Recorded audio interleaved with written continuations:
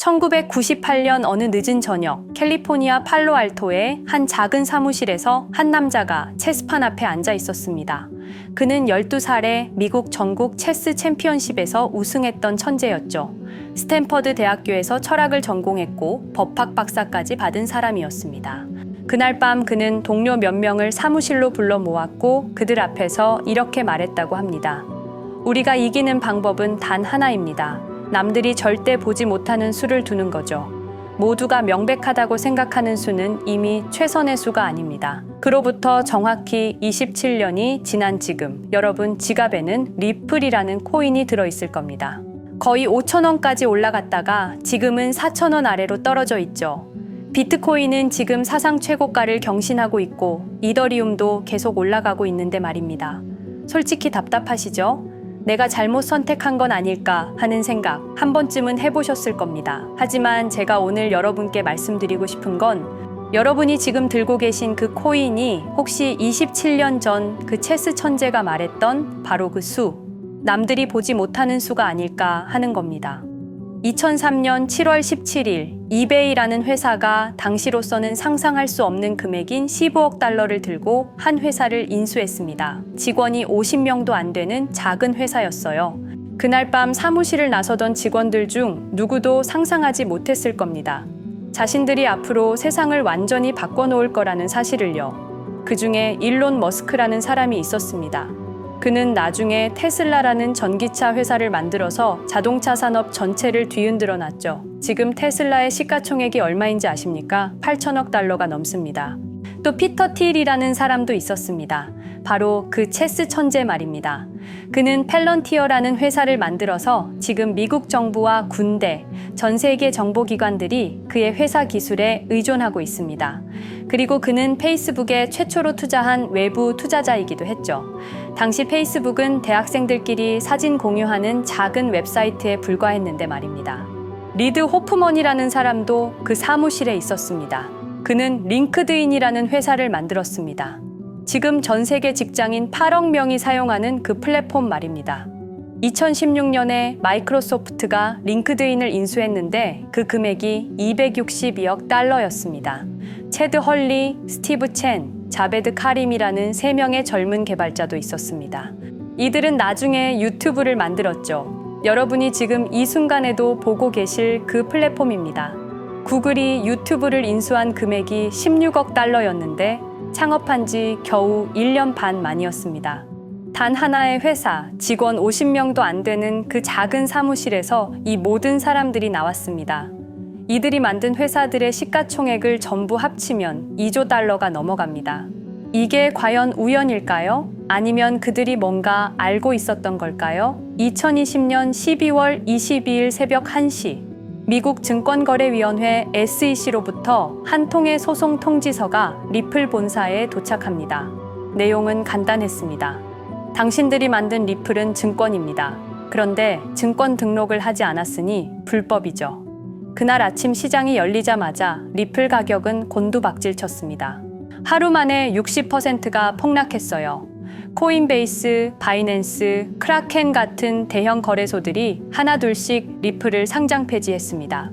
투자자들은 패닉에 빠졌고 많은 사람들이 손절했습니다. 그런데 이상한 일이 벌어졌습니다. 리플의 CEO 브래드 갈링하우스는 도망가지 않았어요. 회사 문을 닫지도 않았습니다. 대신 그는 4년 동안 법정에서 SEC와 싸웠습니다.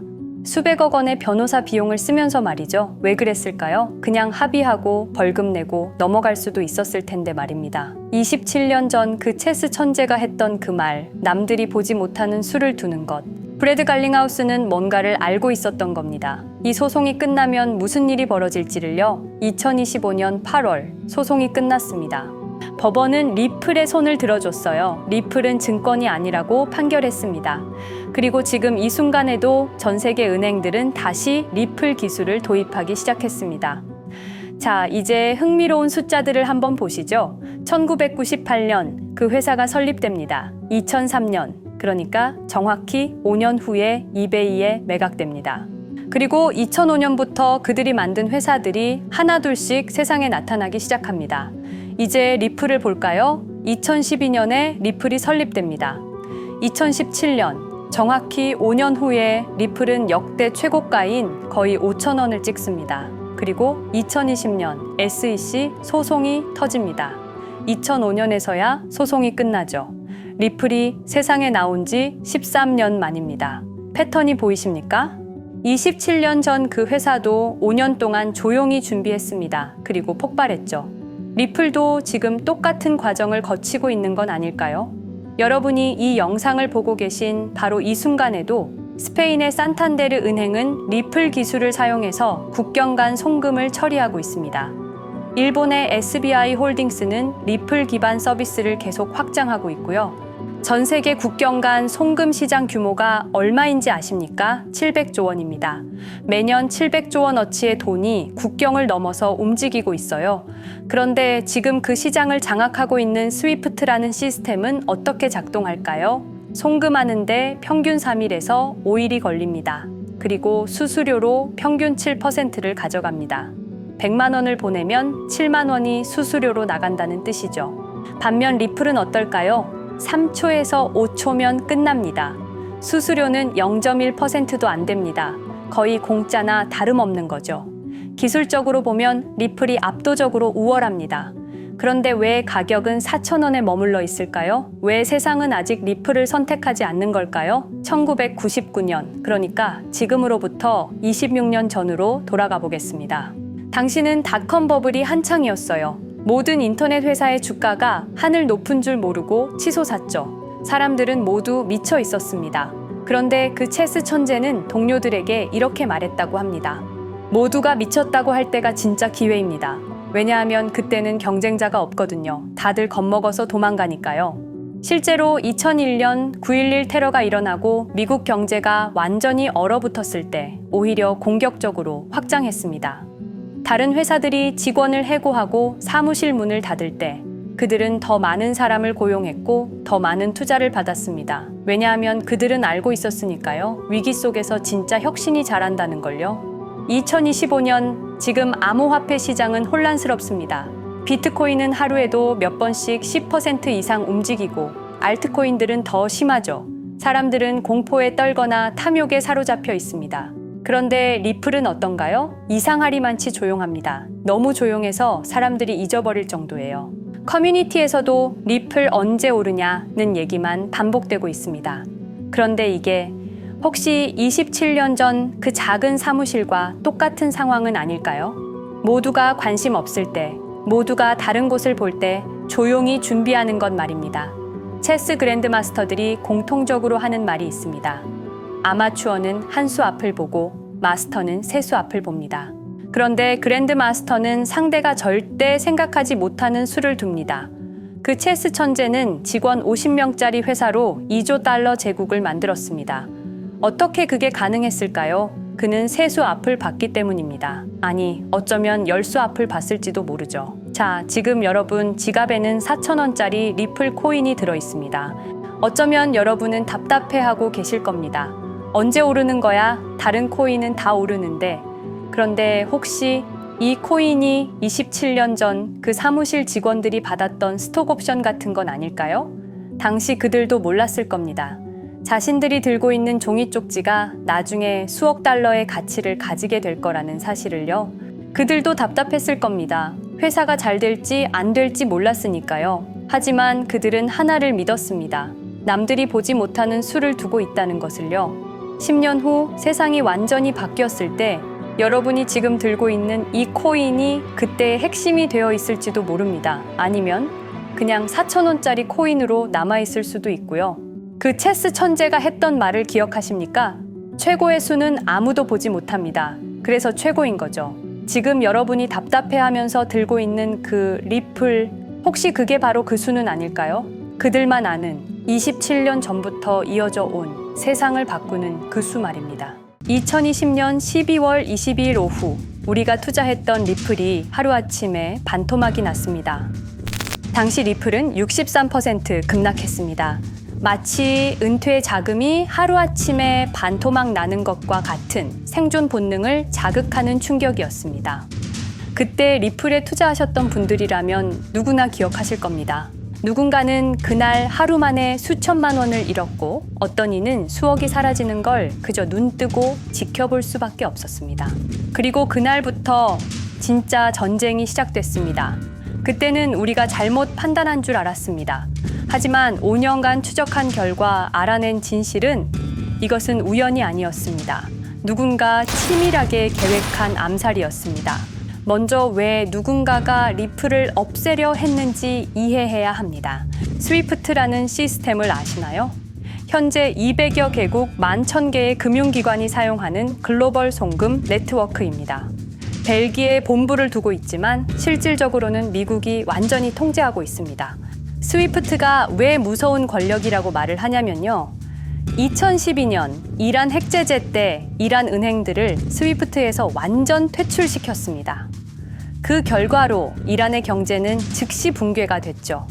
그리고 2022년 러시아의 우크라이나 침공 후 러시아 주요 은행들도 스위프트에서 퇴출됐는데 그 직후 바로 러시아의 루블화는 30% 이상 폭락했습니다. 즉, 스위프트에서 쫓겨나면 그 나라는 국제거래에서 완전히 고립됩니다. 그런데 리플은 이 모든 것을 우회할 수 있었습니다. 며칠 걸리던 송금이 리플에선 5초면 끝났습니다.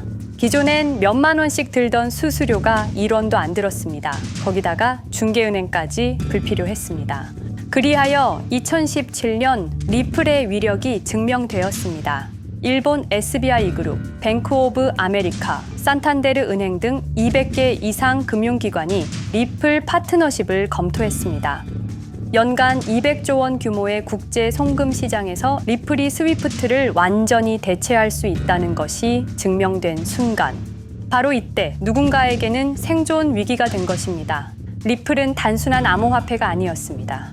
리플은 미국이 전 세계를 통제하는 금융무기인 스위프트에 대한 직접적인 도전이었습니다. 스위프트는 돈의 흐름을 틀어쥔 지배의 손길이었습니다. 핵보다 강한 권력, 바로 통화망입니다.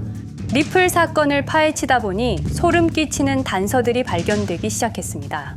첫 번째 단서, 완벽한 타이밍의 미스터리. 2020년 12월 22일의 타이밍을 분석해 보겠습니다. 12월 22일 오후 9시 30분, SEC 의장 제이 클레이튼은 임기 마지막 12시간을 남기고 전격적으로 리플에 대한 기소를 발표합니다. 그 다음 날인 12월 23일, 제이 클레이튼은 SEC 의장직에서 사임하죠. 충격적이게도 바로 다음 날, 제이 클레이튼은 월리버 에셋 매니지먼트라는 헤지펀드의 자문 역할로 합류하게 됩니다. 월리버 에셋 매니지먼트는 당시 리플과 라이벌 구도를 형성하고 있던 비트코인과 이더리움에 우리 돈 8천억이라는 거액을 투자한 회사였습니다. 그런데 클레이튼은 리플을 기소한 바로 다음 날 이 회사의 자문이 되었습니다. 두 번째 단서, 이더리움 특혜의 진실.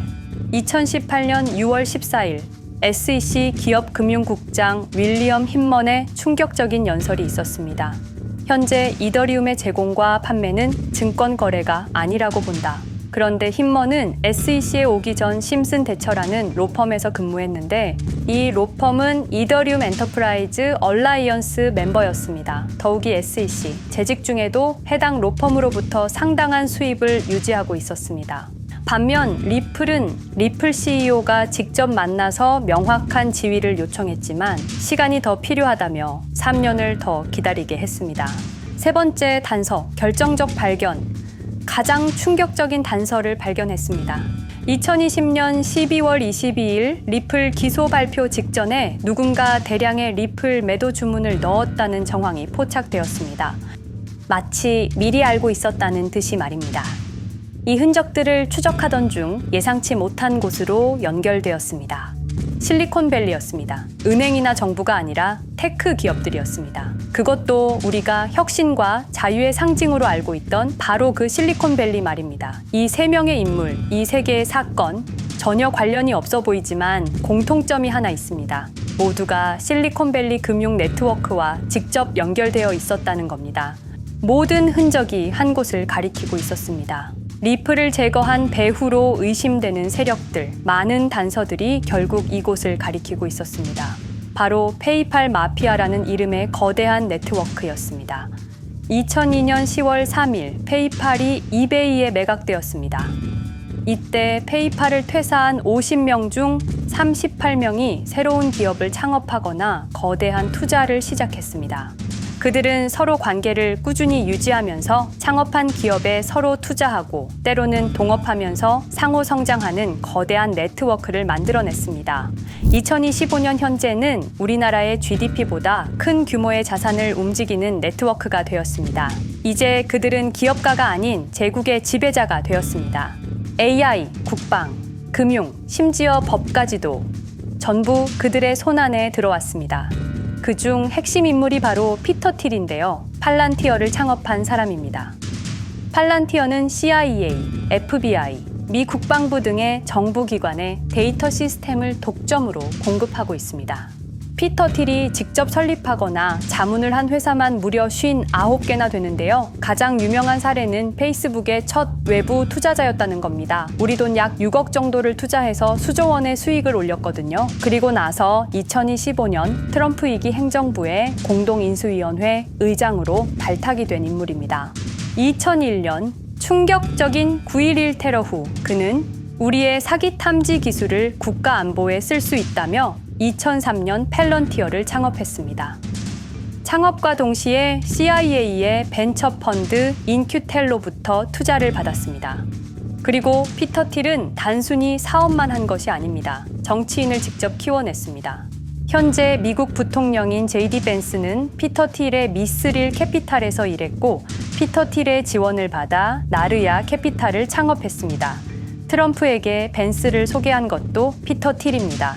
그리고 일론 머스크, 우리에게는 테슬라, 스페이스X, 그리고 X로 유명한 인물이죠. 머스크 역시 트럼프 2기 행정부에 입각해서 정부 효율 성부, 도지의 수장으로 일했습니다. 연방정부 전체의 예산 삭감 권한을 가진 엄청난 자리였습니다만 지금은 트럼프와 갈등을 벌이고 있기도 하죠. 그런데 그가 트럼프의 2024년 대선 최대 후원자라는 건 변하지 않습니다. 무려 2억 9,148만 달러, 우리 돈으로 약 4,300억 원을 기부했는데요. 머스크는 그때부터 기술과 권력을 통합하려는 제국 건설에 나섰습니다.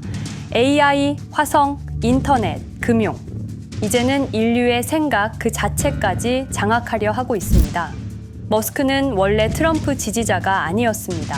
오히려 바이든을 지지했죠. 하지만 바이든 정부가 백악관 전기자동차 정상회담에서 GM과 포드는 초대하고 테슬라의 수장인 자신은 제외시키자 마음의 상처를 입은 머스크는 공화당 지지자로 돌아섰습니다. 그리고 머스크의 시장 조작 능력은 이미 입증되었습니다. 2021년 5월 환경 문제로 비트코인 결제 중단이라는 트윗 하나로 비트코인을 폭락시킨 후 뒤로는 더 싸게 매집했습니다. 그리고 데이비드 sak스, 현재 백악관 AI 및 암호화폐 차르로 있는 인물이죠. 모든 암호화폐 정책 최종 결정권을 가진 자리에도 페이팔 마피아가 장악한 겁니다. 마지막으로 제드 맥켈럽, 우리에게는 리플의 배신자로 알려진 인물인데요. 아시는 것처럼 리플 공동 창업자였지만 리플을 나와서 스텔라루멘을 출시한 사람입니다. 2013년 리플 퇴사 후 90억 개의 리플을 보유한 상태로 갈등을 벌이다가 결국 2022년 7월까지 리플을 완전 매도해서 4조 2천억의 천문학적인 수익을 올렸습니다. 자, 그런데 여기서 기묘한 커넥션이 나오는데요. 2025년 6월 페이팔의 페이팔 USD가 스텔라루멘 체인으로 이전을 발표합니다. 그리고 SEC 의장 제이 클레이튼도 이들과 연결되어 있었습니다.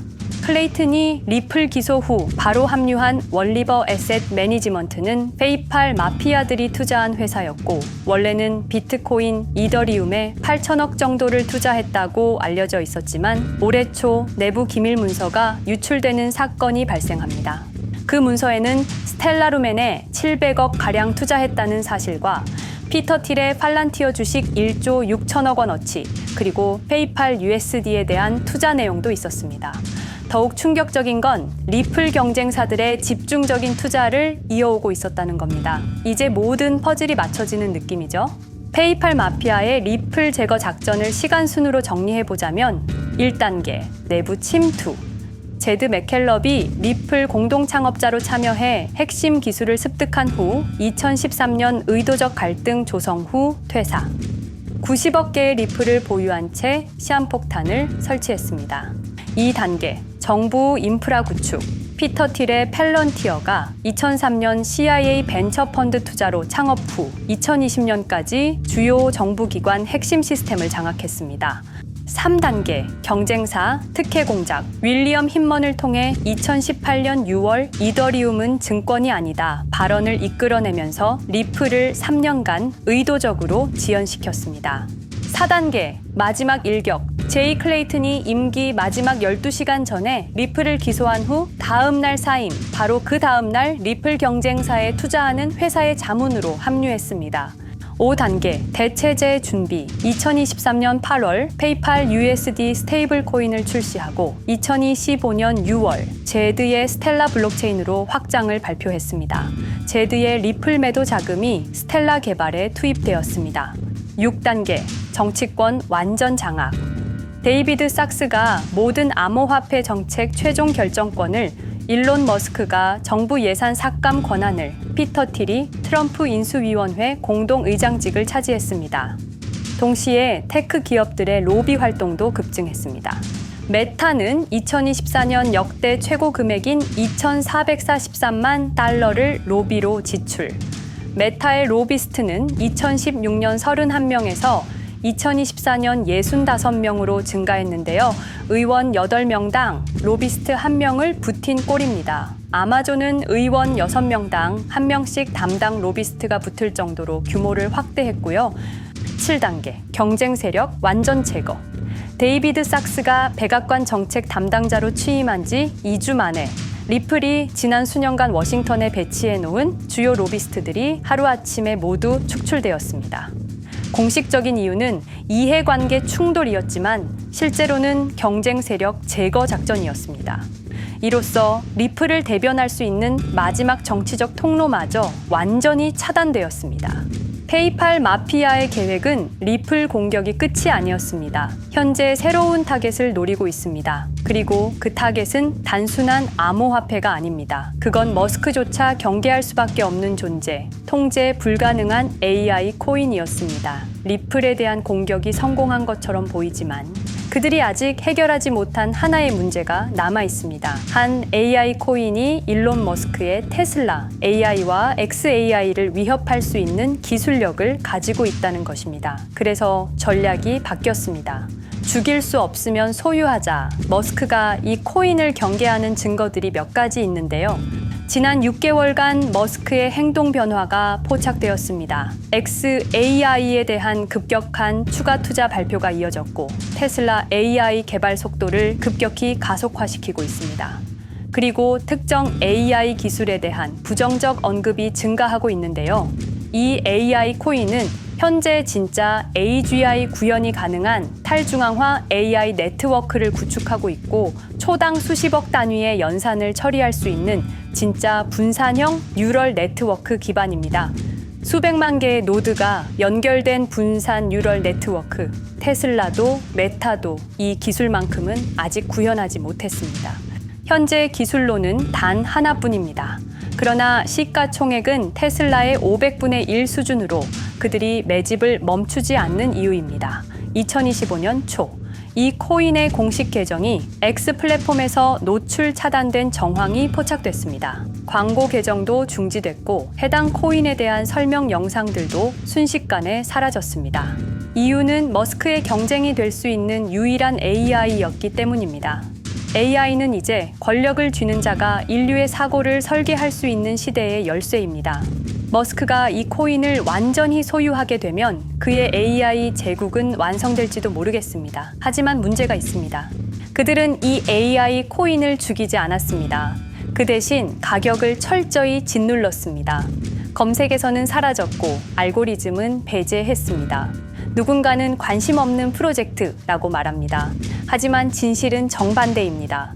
지금도 머스크와 페이팔 마피아의 자금이 그 코인으로 조용히 흘러 들어가고 있습니다. 가격이 낮은 건 무가치해서가 아니라 그들이 싸게 사고 있기 때문입니다. 그런데 이 AI 코인의 정체를 여기 유튜브에서 공개하려 했지만 치명적인 문제를 발견했습니다. 2005년 페이팔의 웹 디자이너와 개발자들이 동영상 공유 서비스를 만들었는데 그게 바로 지금 여러분이 보고 계시는 유튜브입니다. 체드 헐리, 스티브 첸, 자베드 카림, 유튜브 창립자들도 모두 페이팔 출신입니다. 게다가 일론 머스크는 현재 X를 소유하고 있습니다. 이러한 플랫폼들에서 그들의 AI 제국을 방해하는 정보를 공개하면 검열당할 위험이 있습니다. 그런데 제가 이 코인의 정체를 세상에 폭로한 게 이번이 처음이 아닙니다. 어떤 이유에선지 그 영상은 삭제되었고 이후 채널도 더는 운영할 수 없게 되었습니다. 커뮤니티 가이드라인을 위반한 적은 없었지만 불편한 진실이 다뤄질 때마다 이런 일이 반복됐습니다. 이건 단지 투자 종목 하나를 공유하는 문제가 아닙니다. 이건 우리가 감시와 통제에 맞서 싸울 수 있는 유일한 기회입니다. 영상의 댓글란에 저항이라고 두 글자를 남겨주시고 010-5528-2156 이 번호로 저항 두 글자만 문자로 보내주세요. 그럼 당신은 지금 머스크가 검열하고 페이팔 마피아가 조용히 매집 중인 그 AI 코인의 정체를 가장 먼저 알게 될 것입니다. 우리는 지금 역사의 분수령을 지나고 있습니다. 진정한 탈중앙화 금융이 실현될 뻔했지만 페이팔 마피아의 방해로 더 강력하고 교묘한 지배자들이 통제하는 세상이 오고 있습니다.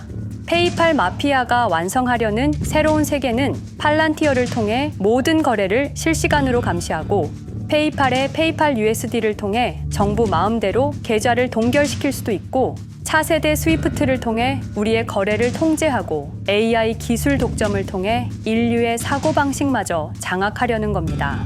하지만 완전히 포기하기엔 너무 이릅니다. 왜냐하면 진실을 아는 사람들이 늘어나고 있고 브릭스가 여기에 대한 대안을 만들고 있으며 리플의 기술적 우수성은 여전히 변하지 않았고 아직 머스크가 완전히 통제하지 못한 진짜 AI 혁명의 씨앗인 이 코인이 남아있기 때문입니다. 규제 환경이 바뀌고 진실이 밝혀지면 리플은 언제든 재평가받을 수 있습니다. 리플 홀더들이 당한 것은 개인 투자 실패가 아니었습니다. 이것은 21세기 금융 권력 투쟁에서 일어난 결정적 전투였습니다. 리플은 비록 일시적으로 억압받고 있지만 진정한 탈중앙화 기술은 결코 사라지지 않습니다. 하지만 이 전쟁은 아직 끝나지 않았습니다. 우리가 아무것도 하지 않으면 그들은 모든 것을 가져갈 겁니다.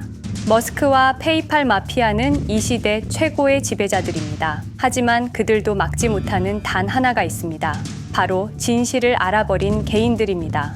우리는 지금 그들에 맞설 수 있는 거의 유일한 순간에 서 있습니다. 한 통의 문자, 그것은 단순한 신호가 아닙니다. 지금 움직이는 자만이 미래를 차지할 수 있습니다. 지금까지 이 긴 이야기를 들어주셔서 감사합니다. 제가 말씀드린 모든 것들은 사실을 기반으로 하며 대부분 공개된 기록들입니다. 기억하십시오. 우리가 침묵하는 순간 그들의 승리는 완성됩니다. 리플은 억압받았지만 그 정신은 살아남았습니다. 그리고 언젠가 진짜 자유로운 AI가 세상에 다시 등장할 그날까지 우리는 싸움을 멈추지 않을 것입니다. 010-5528-2156 이 번호로 저항 두 글자만 문자 보내주세요. 이 정보는 지금 공개적으로 전할 수 없습니다. 저항이라는 신호를 보내주신 분들께 제가 직접 확인 후 순차적으로 보내드리겠습니다. 당신의 작은 선택이 우리 모두의 미래를 바꿀 수 있습니다. 지금이 바로 우리가 다시 시작할 순간입니다. 저항에 동참해주세요.